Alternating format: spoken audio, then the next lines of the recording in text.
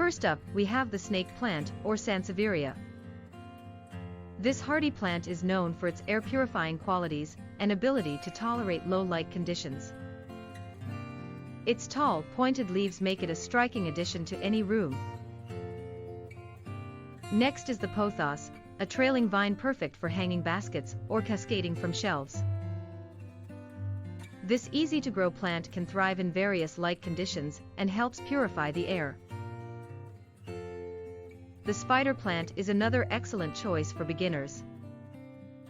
Its arching leaves create a lovely visual impact, and it's known to remove indoor pollutants. Plus, it's pet-friendly.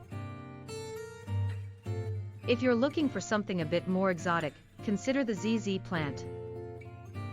With its glossy, deep green leaves, this low-maintenance plant is a stunning addition to any space.